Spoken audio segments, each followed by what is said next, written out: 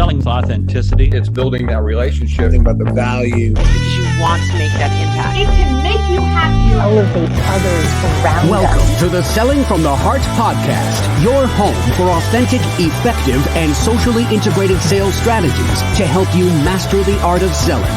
Join your co-hosts Larry Levine and Daryl Amy, along with some of the world's best sales thought leaders and practitioners, as we explore ways to help you grow your sales.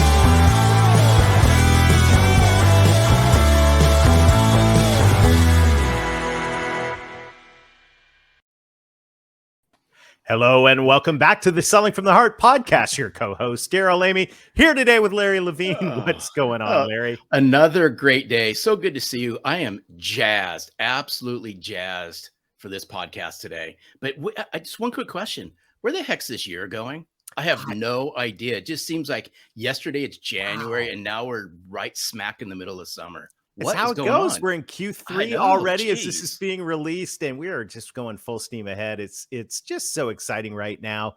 All of the things going on, and one of the things we are most excited about is the sales leaders that are going to be gathering this October in Texas for the Breakthrough Sales Leaders Retreat.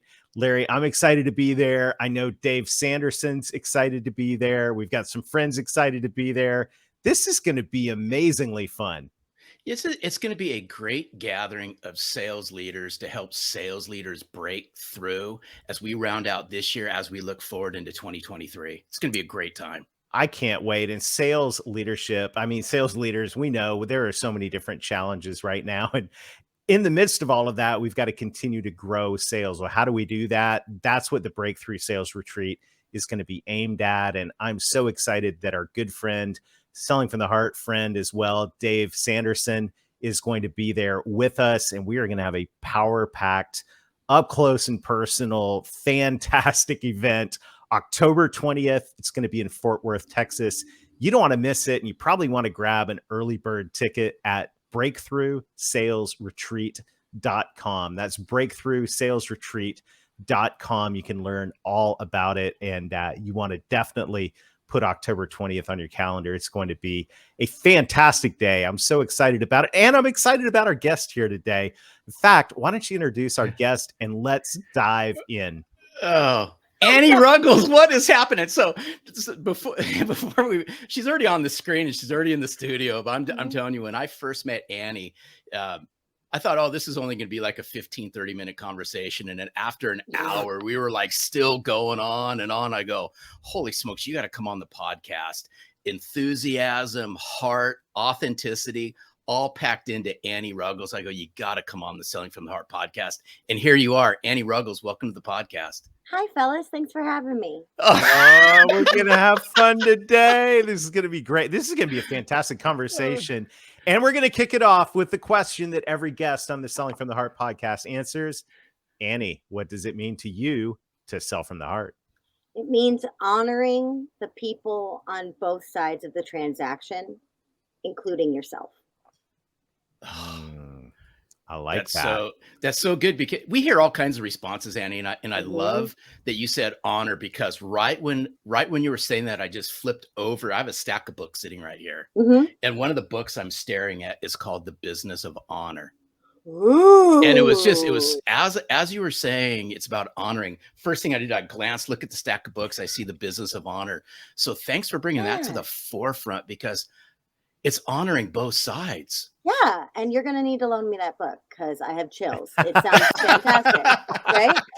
But that is such a great perspective, and I really appreciate that, because obviously I think it's the heart of the people that are in the Selling from the Heart community to honor their prospects and clients.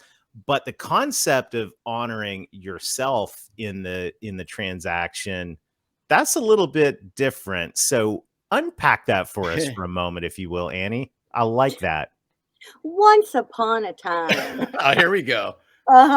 Is this story? Hey, by the way, is this story time with Annie? Yes, it is. Okay. Here on Story Time with Annie. No, once upon a time, I was the most sales avoidant person on the planet Earth, completely.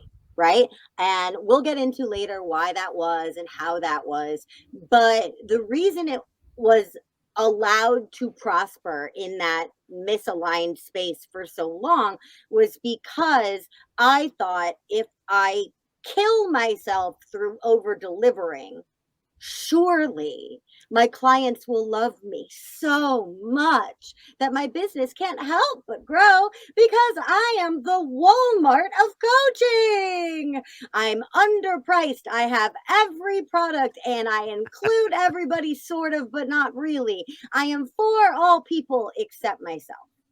Oh, I am for all people except myself because it felt good to give and it felt nasty to receive and it felt nasty to ask for myriad reasons. But I wasn't asking in the right way. So rather than learn to ask the right way, I just wasn't asking at all. So what happened?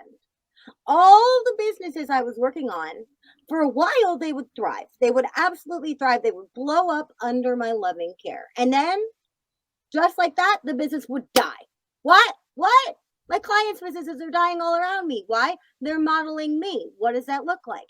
Give. Never ask. Rarely receive. I call that the martyrdom of over delivery or the martyrdom of over marketing. That's what I lived in for years because I was unwilling to take care of resource number one, this chick. And it wasn't until I started treating myself like I would treat a racehorse or my own car that I was like, look, this job, this life, this legacy, this empire, it does not run if mama's not happy. And mama hasn't been happy in years. So something's got to change. And the only thing you can change is you. Right? So that's why for me, honoring on the other side, I knew I never, to your point, Daryl, I never, ever would want to do anything that would dishonor the people on the other side of the transaction. But I thought in order to honor them, I had to dishonor me. And that could not have been further from the truth. Oh, whoa. I mean, that's so good. Whoa. I mean, and Don't thanks drop for the mic. Yeah, Keep exactly. recording. That was really good. No, it was good. And thanks for sharing. And Yeah. just so y'all know, I mean, we're in for a really good, great conversation, but listening to what you were just saying is why I so believe the inner work we do to the heart, right? That journey to the heart is really hard, but it's so worth it because, you know, in sales, we chase all the outer success, right? Yes. We chase everything that's outside of who we are and we neglect the most important person, and that's us. This journey's tough, but let me tell you, it's well worth it. So thanks for sharing. I love it. Yes. I love it. Annie, you said there early on in that story, incredibly powerful story that you were sales reluctant. Did that have something to do with some of the stigmas that you see put around salespeople? Oh, heck yes. Oh, heck yes. Okay, y'all. If you're selling from the heart in any capacity at all, it means that you're leading with your heart. You're not going to be marketing with your brain or your wallet and then switching over to selling from the heart, right? If y'all are selling from the heart or attempting to, you're doing everything from your heart. That means that I call them the proper noun collection, right? Your purpose, capital P, your mission, capital M, your calling, capital C, that sits and originates from your heart. That's right. Yes. If you are operating with this gift in you, especially if you're a person of faith and you think it's God-given, or you're a very generous person and you just want to give the gifts of, spread the love around, all of that gooey goodness. If you're an empath, if you're an introvert, any of that, your heart is out. It's not even on your sleeve. It's on your website. It's on your business card. It's everywhere, right? Of freaking course, if you love what you're doing that much, and if you love your potential clients and prospects that much, of course, when you pick up a book and it says the most important thing that you can do is disarm them at the beginning of a conversation, you're going to go, oh no, not my baby. Can't bring that into my business. And you shouldn't.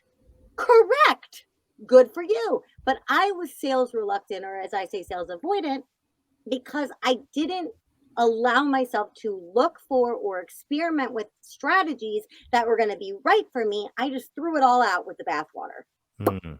right? Selling is not for me, period. I am not a salesperson, period. I do not contain the skill set that is required for selling, nor do I want to achieve it, period.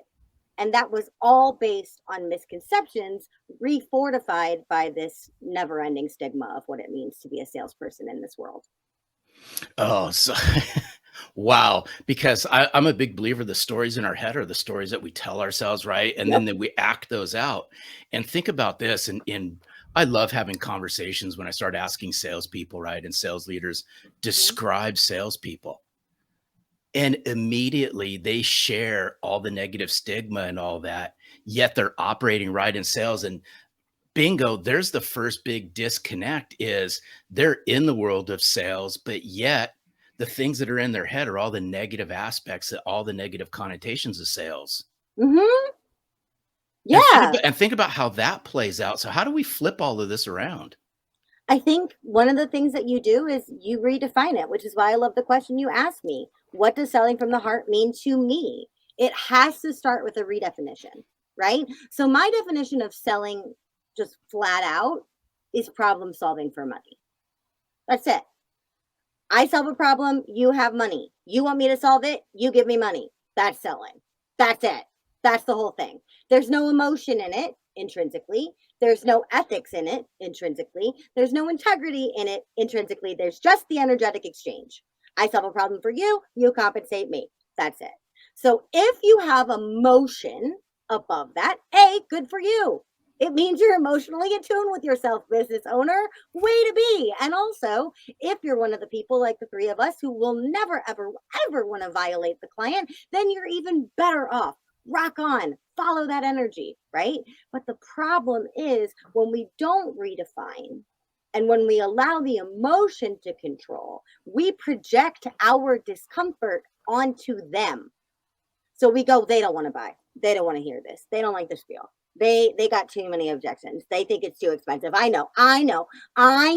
They've been sold too badly in the past. The coaching industry has a terrible reputation. I know. And I just raised my prices and I'm not quite right about it. So you know what? I'm just not going to ask. I'm just going to deliver a bunch of value and then hope they see the value and come back to me. That's what I'm going to do. No, that's taking our discomfort and projecting it on them instead of finding that win-win so I can solve a problem and you can compensate me.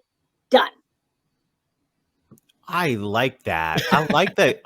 It's very interesting perspective in terms of stripping everything off, all the emotions, and looking at it from an emotionless state. I think it's really interesting, and really an interesting exercise for all of us to, this is emotional intelligence, but it's like to step back and watch yourself during a sales interaction and like pay attention to what's going on emotionally, like what's stirring during that time.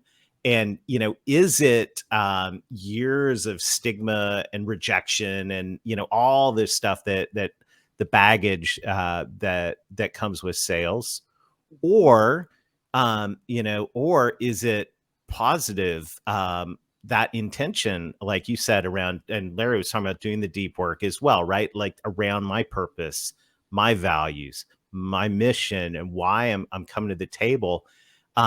It's interesting to think about stripping all the emotion off it, almost like if I'm refinishing a piece of furniture, I'm going to take it down to the wood, right? And then I'm going to add on the good stuff. It seems like there's a lot of layers of just garbage that really, really hold us back, in terms of that.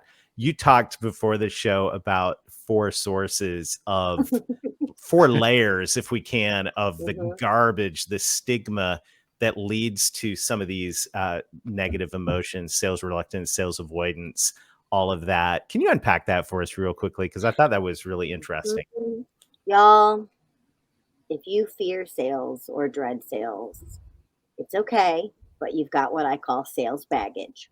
Understandable, right? The stigma is everywhere, right? So the sales baggage in you, I'm not even talking about, the fact that if I play Animal Crossing, which is this really juvenile, wonderful, fabulous Nintendo game that I play when I'm stressed out, that has sleazy salesman examples in it. There's a guy there that will sell you fake art and calls you his cousin so you trust him. Like, there are negative sales examples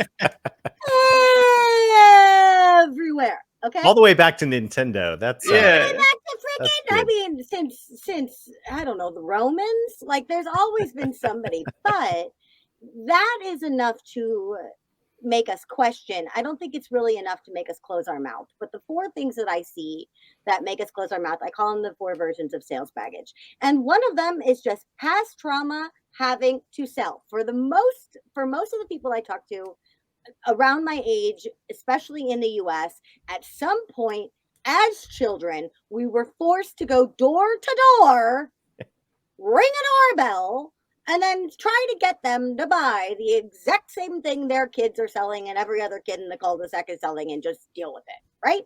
It is ridiculous, because it's not like they sit you down and they go, all right, when you go, you may be asked questions. Be sure to patiently answer the questions. Make sure you're talking about the competitive advantages of this chocolate bar versus every other chocolate bar. They don't tell you. They give you a big old box of chocolate and they're like, go. And then meanwhile, your parents, who your whole life have been like, stranger danger, speak when spoken to, stranger danger, don't go in anybody else's house, don't insert yourself, don't bother anybody, be nice to old people, right? Whatever. Your same parents are like, I'm not buying that candy. If you want it, you got to get out there and hustle, buy, front door ends there, right? So what do? We either go through the experience of door to door as a kid, which is horrifying for most people, or we do what I did, which is avoid it and make my grandparents buy it while pretending that I actually went door to door, which I, of course, did not do, right? But for so many of us, we got thrown to the wolves. Boom, you're a salesperson now. And that also happens in our entry-level jobs. Hey, you're entry level. You know what entry level is in most companies? Right after the mailroom? Sales. What? We have no sales training. We have no sales background. We have a misconception of selling based on the fact that we were children. Now we have a middle manager who probably knows a little bit more than we do, but that middle manager has a number and a quota and a boss breathing down their neck. So what happens now?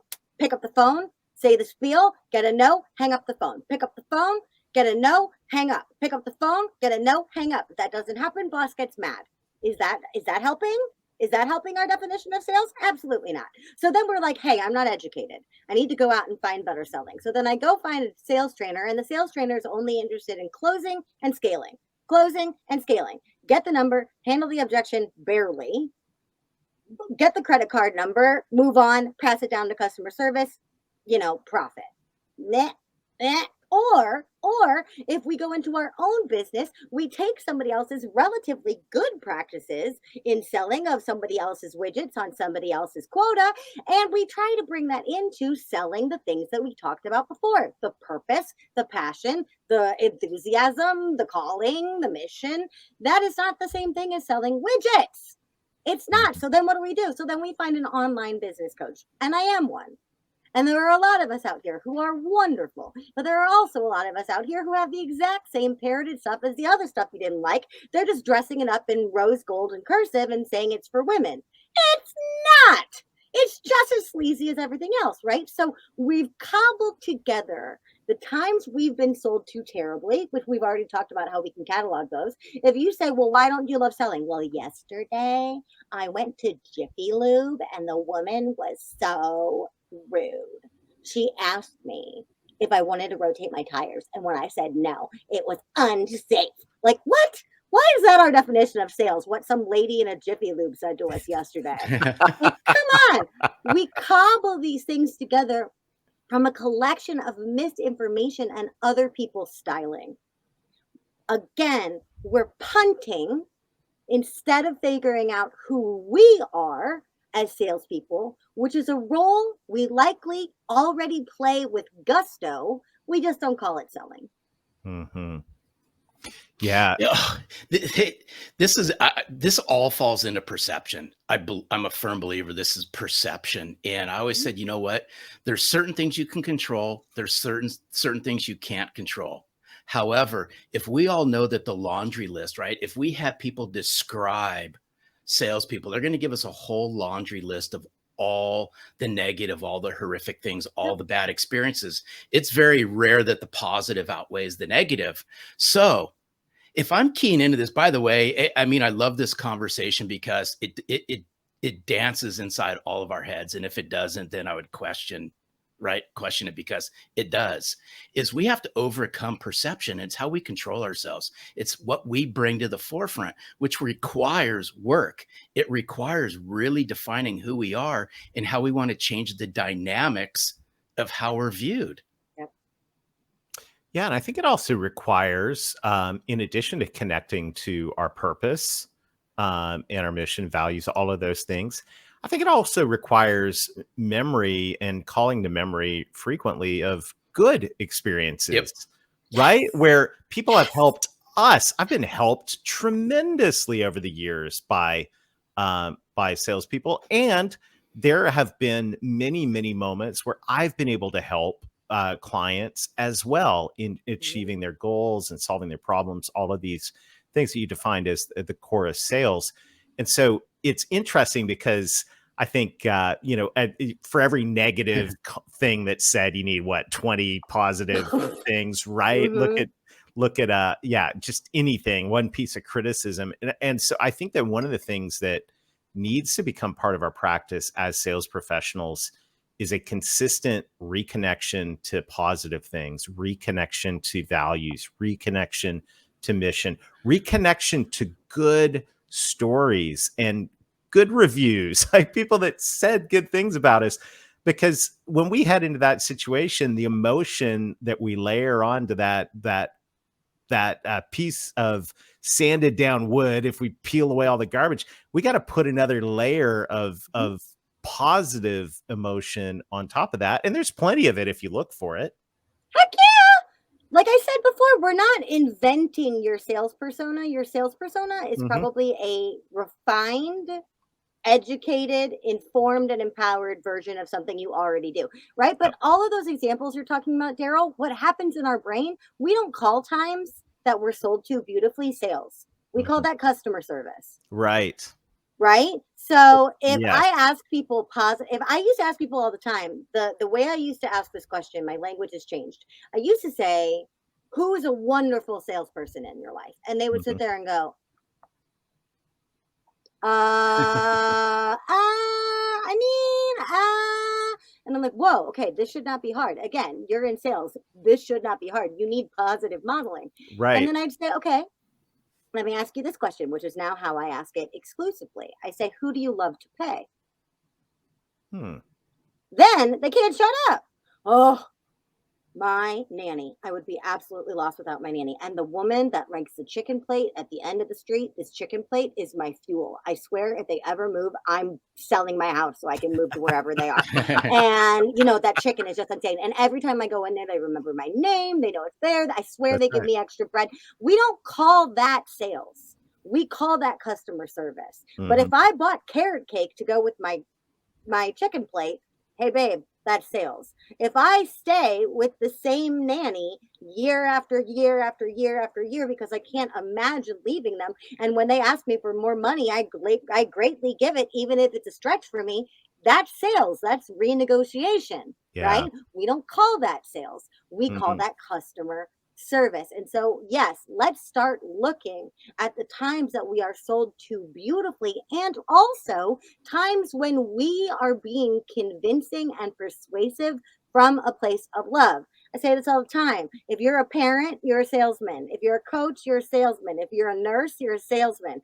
If you're a social worker, you're a salesman. And yet those are some of the most avoidant times ever. You think your kid wanted to eat broccoli yesterday? I don't think so, but they ate it. Therefore, That's right. sales. That's right. It's just, again, first thing I started, this is because dancing through my head, I'm listening to what you're saying, and I'm just a big believer that set aside products, just set aside the products and all that for a moment. I want to touch on what you said. So I'm a big believer, salespeople out there sell memories and experiences. Mm-hmm. Think about that for a moment. I'm listening to what you're saying. It's all experience bound. Yes. And so how can we as sales professionals and sales leaders recapture all those memories and experiences and reconnect all of that and change the dynamics of how we're viewed? It's right in front of us. Back to what Daryl was saying, is look at all the positive things that have happened and capture those and repurpose those and reconnect to those.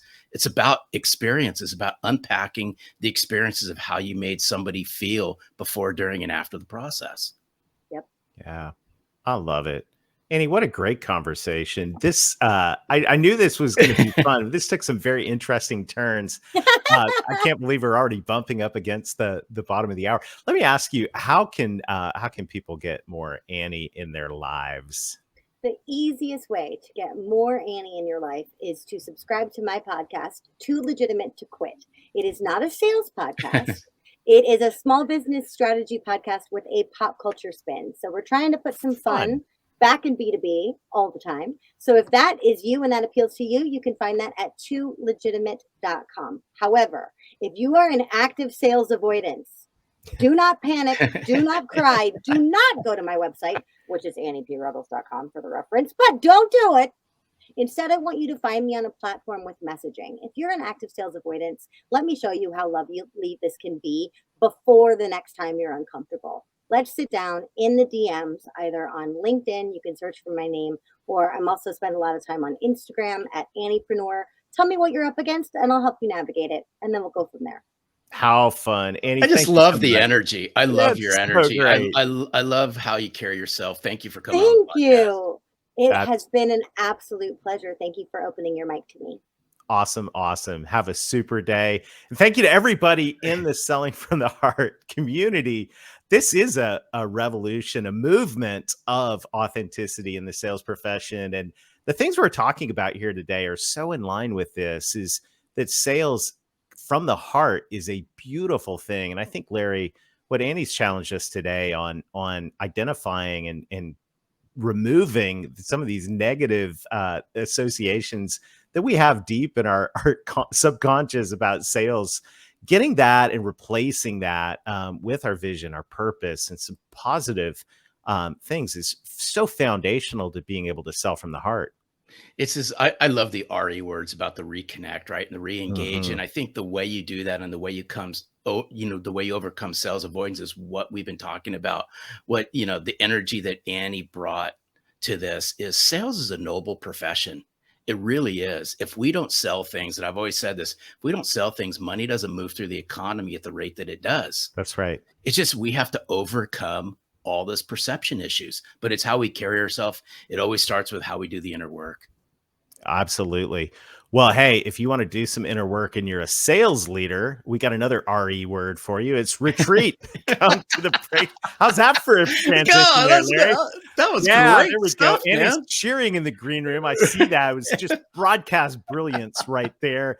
www.breakthroughsalesretreat.com. We are going to do some of the inner work, and you're also going to leave with a 100-day plan to head into the new year, breaking through to the next level with your sales team with the mindset, the skill set, and the tool set that you need. It's going to be fantastic. Our friend Dave Sanderson is going to be joining us in Fort Worth on October 20th.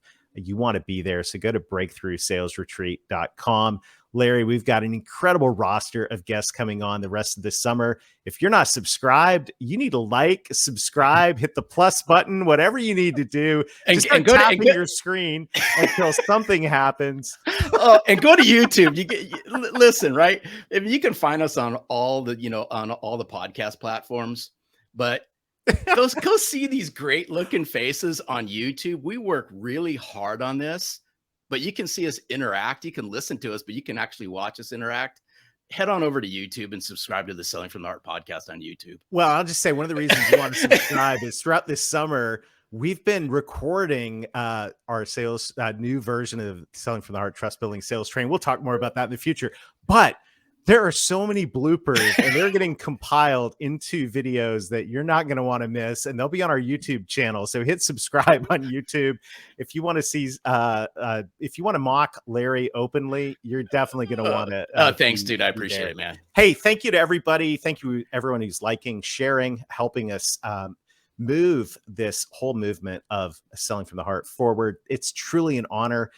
We've got a fantastic summer ahead. So we'll see you next time. And until then, keep being genuine, keep being authentic, keep adding real value, reconnect with your values and something positive. And most of all, sell from the heart.